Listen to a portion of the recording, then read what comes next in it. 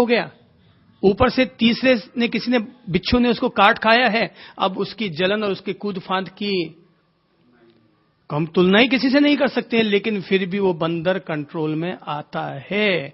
हमारा मन ऐसा ही है, हमने सांसारिक सुखों की, भौतिक सुखों की बियर टिका रखी है, तो हमें बार बार वही पत्नी, वही रंग, वही राग, वही रस, सब कुछ वही वही मोह माया फिर हमें याद आते रहते हैं। तो बियर पी रखी है अपन सब लोगों ने, शराब लुढ़का रखी है, मदिरा पान कर रखा है, और ऊपर से कभी अहंकार का बिच्छू, कभी क्रोध आक्रोश का बिच्छू, कभी ईर्ष्या फसाद का बिच्छू, कभी लोभ प्रपंच का बिच्छू, ये हमें डंक मार बैठा है सो अलग। लेकिन जैसे बंदर को फिर भी नियंत्रित कर लिया जाता है, वैसे ये हमारा मन कितना भी मोह माया में क्यों ना उलझा हो, इसको भले चाहे कितने ही अहंकार के बिच्छुओं ने, क्रोध आक्रोश के बिच्छुओं ने से डंक मार रखा हो, लेकिन फिर भी ये साधा जा सकता है, ये प्रयत्न साध्य है। कोशिश करेंगे तो जरूर सधेगा। जब महावीर का मन सध सकता है, जब मीरा का मन सध सकता है, जब मेरा और आप लोगों का मन सध सकता है, तो हर आम आदमी का भी मन क्यों नहीं सध सकता। ये मन सध सकता है। ज्ञानी कहते हैं कि मन जब हमारा कंट्रोल में आता है, ध्यान की स्थितियों में जब हम डूबते हैं, तो ध्यान की अवस्था में एक खास बात महावीर उजागर करते हैं, एक जीवन का दर्शन, एक ज्योमिति महावीर प्रकट कर रहे हैं कि हमारा मन जो हम लोग नियंत्रित करते हैं, लेकिन फिर भी ये भटक जाता है, विषयांतर हो जाता है। महावीर कहते हैं पहली बात ध्यान रखो, अंतर मुहूर्त काल तक एक ध्येय में चित्त का स्थिर होना छद्मस्थ का ध्यान है, और मन वचन काया की प्रवृत्ति रूप योगों का निरोध होना केवल ज्ञानियों का ध्यान है। यानी कि आम आदमी का मन, उसका चित्त 48 मिनट से ज्यादा किसी एक विषय में, किसी एक लक्ष्य में, किसी एक ध्येय में स्थिर नहीं हो सकता। उसकी सूक्ष्म पर्यायें बदल जाती हैं। 48 मिनट से ज्यादा केवल ज्ञानी, परम ज्ञानी, आत्मज्ञानी, समाधिस्थ लोगों का ही मन एक विषय में तल्लीन रहता है, बाकी मन विषयांतर हो जाता है। विषयांतर हो जाता है यानी कि जैसे कि अभी अगर अपन लोग ध्यान कर रहे थे, ध्यान में बैठे थे, श्वासोश्वास पर ध्यान कर रहे थे, डूबते जा रहे थे, डूबते जा रहे थे, डूब गए थे, लेकिन डूबे डूबे अचानक फिर कोई एक चित्त में धारा, कोई एक तरंग, कोई एक स्मृति अथवा शरीर का कोई वेदन संवेदन उदय में आया और उसने हमें प्रभावित किया, यानी चित्त की पर्याय बदल गई, चित्त की धारा बदल गई। 48 मिनट अधिकतम। अब अपन समझ सकते हैं कि जब ज्ञानी लोग कहते हैं कि 48 मिनट तुम्हारा अधिकतम है चित्त की स्थिरता के लिए, तो इसलिए अगर मन, हमारा अंतर्मन, हमारा चित्त अगर ध्यान के दौरान भी अपनी पर्यायें बदलता गया या यहां से वहां चला गया, तो इसको बहुत सहजता से लें, क्योंकि ये छद्मस्थ का ध्यान है। छद्मस्थ यानी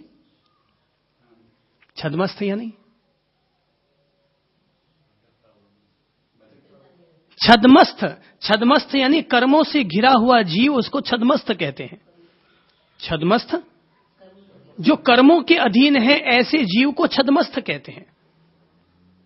जो भी जीव कर्मों के अधीन है वो प्राणी छद्मस्थ कहलाते हैं। अपन संसार में रहने वाले सारे जीव, चाहे वो संत हो, चाहे वो गृहस्थी हो, संसारी हो, सब छद्मस्थ कहलाते हैं। क्यों कहलाते हैं? क्योंकि कर्मों के अधीन है।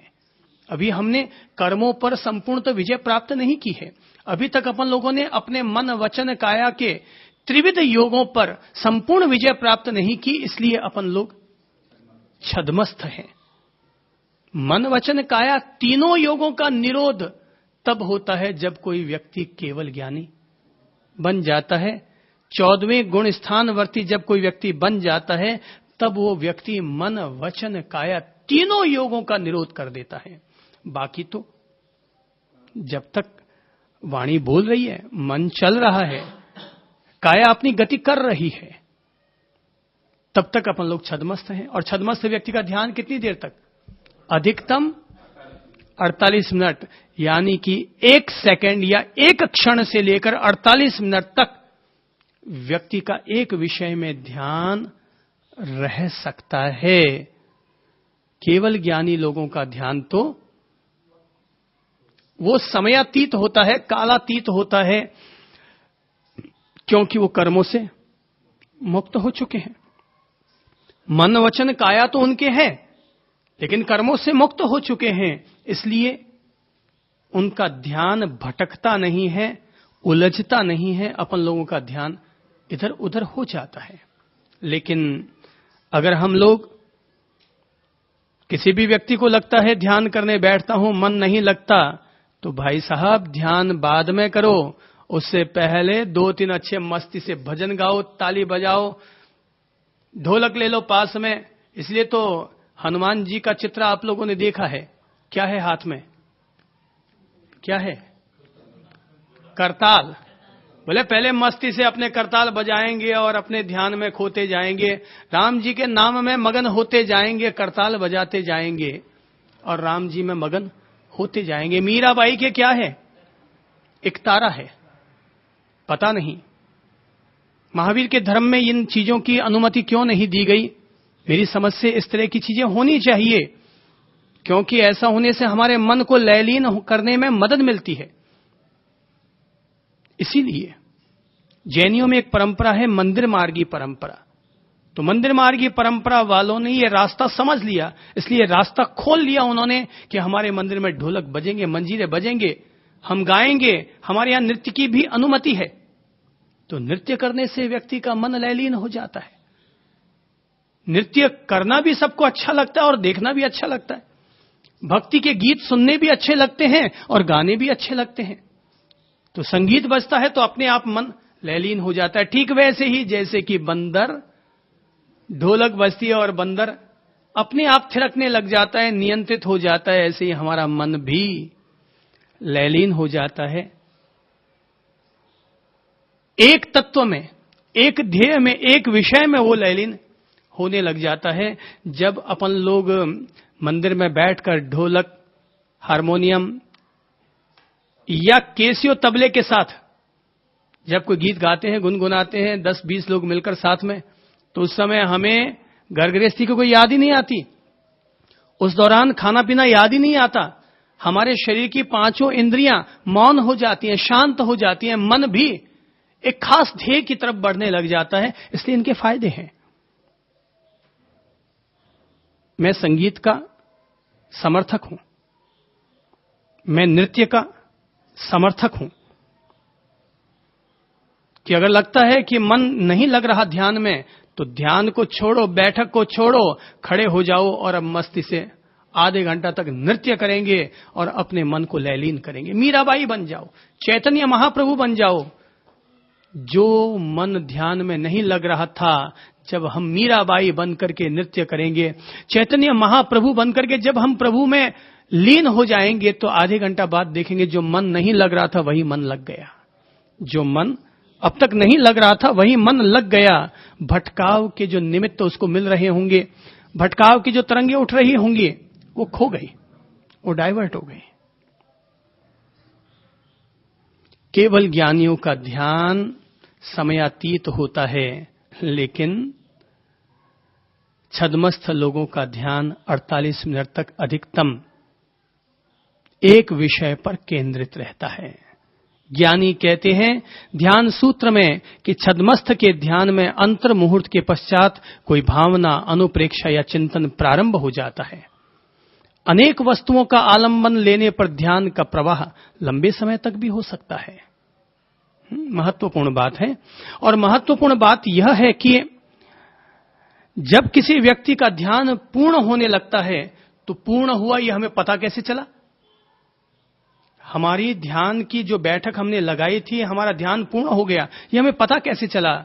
यह हमें पता इस रूप में चला कि हम एक विषय में डूबे हुए थे, चाहे वो श्वास थी, चाहे वो आत्म प्रदेश थे, चाहे वो हमारे चित्त की धाराएं थी, या हमारे कायानुपश्यना की स्थिति थी, हम उसमें डूबे हुए थे कि अचानक फिर कोई नई धारा, चित्त में कोई नई तरंग, कोई नया विचार, कोई नई वृत्ति, कोई नई स्मृति अचानक उभर करके आई और धाराएं फिर हमारे भीतर भरने लग गई। यानी कि वो ध्यान पूरा हुआ और नई धाराएं हमारे भीतर आने लग गई। तो लगा कि जो जिसमें हम एक विषय में डूबे हुए थे वो ध्यान पूर्ण हुआ। पर अगर किसी को लगता है कि मुझे ध्यान लंबे समय तक करना है, तो वो फिर एक ही विषय में अपने आप को न लगाए, वरन दूसरे विषयों को भी और जोड़ ले।